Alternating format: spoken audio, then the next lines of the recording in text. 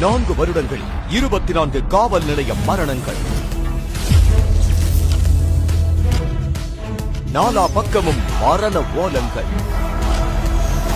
ஏழைகள், பள்ளி மாணவர்கள், பெண்கள், முதியவர்கள் என அனைத்து தரப்பு மக்களும் அச்சத்தில் பதைக்க, சட்டம் ஒழுங்கை சந்தி சிரிக்கவிட்டு, சமூக அமைதியை காற்றில் பறக்கவிட்டு, சாமானிய வாழ்க்கையை ஒவ்வொரு நொடியும் பயத்தில் மாற்றி உள்ளது. அதிகார வலிமையில் அராஜகம் செய்து கொண்டிருக்கும் திமுக அரசு.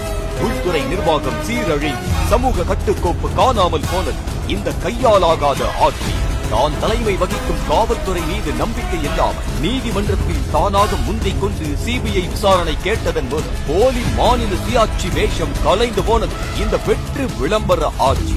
சாத்தான்குளம் சம்பவத்தில் எதிர்கட்சியாக இருந்த போது ஆளும் கட்சியை நம்பாமல் சிபிஐ விசாரணை கேட்டவர்கள் இன்று ஆளும் கட்சியாக இருக்கும் போது அதே நிலைப்பாட்டை எடுப்பதில் அம்பலமாகிறது.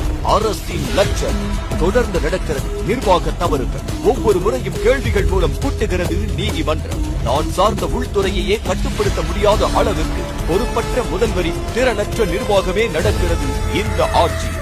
நீதி வேண்டும், நீதி வேண்டும், எல்லாவற்றிற்கும் நீதி வேண்டும். சகோதரர் அஜித்குமார் உட்பட கொல்லப்பட்ட 24 பேருக்கும் நீதி வேண்டும். இந்த உயிர்பலிக்கு நிச்சயம் பொறுப்பேற்க வேண்டியது முதலமைச்சர் தான்.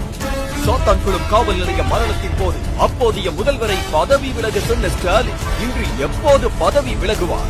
உள்துறையை நிர்வகிக்க தெரியாத நிர்வாக திறனற்ற முதல்வர் பதவி விலக இன்னும் எத்தனை வழிகள் கேட்கப்படும்? சகோதரர் அஜித்குமார் கொலைக்கு மன்னிப்பு கேட்டவர் மற்றவர்களுக்காக எப்போது கேட்பார் தனது மன்னிப்பை? அப்படியே கேட்டாலும் கொன்ற பாவம் மன்னிப்பு கேட்டால் போகுமா? பாதிக்கப்பட்ட குடும்பங்களின் கண்ணீர் மல்க அவர்களுக்கு நியாயம் கேட்கிறது நமது தமிழக வெற்றி கழகம்.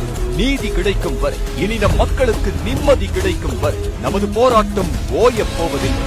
கைகோர்ப்போம், களம் காண்போம். காவல் நிலைய மரணங்களுக்கு எதிராக மாபெரும் கண்டன ஆர்ப்பாட்டம் அழைக்கிறது தமிழக வெற்றி கழகம்.